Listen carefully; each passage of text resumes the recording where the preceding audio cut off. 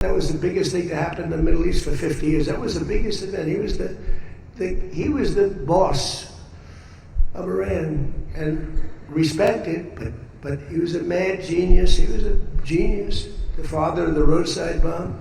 When you see young men, and in some cases women, mostly men, walking around without legs, without arms, with a face that's been blown to smithereens, it's Soleimani, 95%, 96.2 they say or something, 95%. That was Soleimani did it. Happened to come from Iran, and I blew him up. You remember that? I blew him up in the Valley of Death. He got off his plane and we followed him.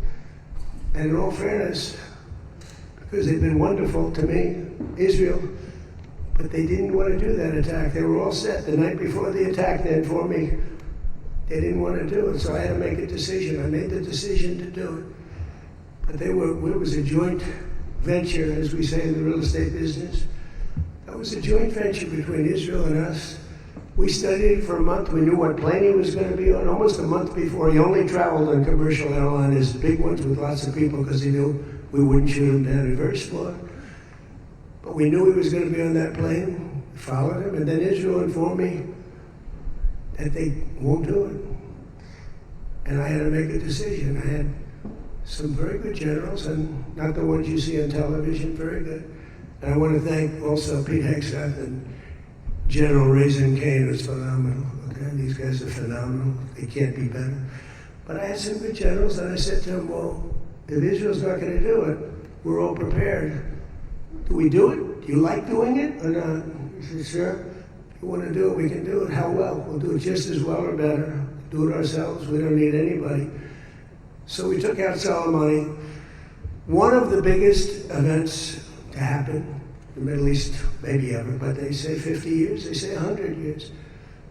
I was with the Prime Minister of Pakistan. He said it's maybe the biggest event that has ever taken place. Nobody could believe it. So that's when it started. It didn't start like 3 or 4 or 5 weeks ago. And Obama wouldn't do it. What Obama did was he did the JCPOA. He loaded up a plane with $1.7 billion in green cash from banks all over Washington, Maryland, and Virginia. They were stripped of all their cash. They had no cash to do payrolls. It all went into a Boeing 757, a wonderful plane, and they flew it to Iran. And they gave it out to people. They bribed people. They thought they were going to get it done. Then they gave billions and billions of dollars after that. And they got a deal that was a road to a nuclear weapon. I get so angry, I guess. I'm allowed to get angry when I watch the Democrats. They talk about it all the time. We had this deal done. You had a deal that was going to give them, legally, a nuclear weapon. And if that happened, Israel would have been blown away. And in all fairness to Bibi Netanyahu, who happens to be a good man, gets a little excited sometimes. But he happens to be a very good man. We've had an amazing partnership. He's been an amazing prime minister. We have a little dispute over Lebanon. I say, you can do a little softer touch, Bibi. You don't have to knock down a building every time somebody walks into it that's from Hezbollah. But it's been an amazing partnership. But he will say, we're the big partner, and he's the very small partner, and that's true. So he came to the country, and he begged Barack Hussein Obama, the president, not to do the JCPOA. He said it could be the end of Israel, and it would have been if I didn't come along. And Obama didn't listen to him. Bibi actually went to Congress and pleaded with them, and he got nowhere. And they had this horrible deal.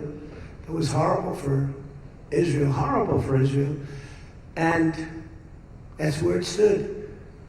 And then I came along and I terminated that deal. Had very little time left. You know, it was a short-term deal. You know, with countries, you need hundreds of years. You don't need 8 years or 9 years. This isn't like you're signing a lease on a candy store corner. You need hundreds of years. This was a short-term lease. It expired long ago. Had I let it run, it expired. You wouldn't have been around. A lot of people wouldn't have been around. But Israel would have been terminated. I think the whole Middle East would have been terminated. You saw that when everybody was shocked that all these missiles, they were aimed at these different places. Qatar, Saudi Arabia, UAE. Think of it. Bahrain, Kuwait, they got hit. Nobody thought that was, even I didn't think it was going to happen. They didn't think it was going to happen. They were going to take out the entire Middle East, including Israel. And if they had a nuclear weapon, they would have used it within moments after getting it. So I made it very tough for them when I terminated the Barack Hussein Obama catastrophe. JCPOA, one of the worst deals. NAFTA might have been worse, but that was worse economically. This deal was really dangerous, what he did. He gave them everything, including a lot of money, which we don't give them, by the way, just in case you have any question. We'll be giving this out so you can read it and you can see. And it's a memorandum of understanding. If it doesn't get done in 60 days, that's all right. We go back to bombing. You know, I don't want to do that because it's so good. But we might have to, because we're never going to let them have a nuclear weapon. But they've agreed not to, and you'll see that very clearly in the agreement. But then the second phase of that was they were building, or they were enriching material, as they say. I call it nuclear dust. They were enriching material under granite mountains. Granite being, for those not in the construction business, granite being a very strong, the strongest stone. It's not as pretty as marble, but it's much stronger. It's a lot stronger. Like the new granite I put on the stairs of the White House going to the Oval Office, the black granite, it's rated 1 million years plus. No marble's rated that. Marble's rated 100 years if it's outside. So these are granite mountains, and the B-2s came along and they hit those air shafts in the dark at 1 o'clock in the morning with no moon. They had a beam going right up everywhere. Those guys did a job, and then they were criticized by certain members of the press, like CNN, for possibly not doing that much damage. And it turned out that the damage was far greater. Those mountains collapsed right on top of everything. Nobody's going to get that for a long time. Unless we want to get it, we'll get it. But we're the only ones that can. And they say China has the equipment to get it, and we have the equipment to get it. And it's actually not valuable. Not a lot of value, but we'd like to get it psychologically, but nobody's touching it. We also have cameras. That's what Space Force is. We have the best. We have the greatest military in the world, by the way.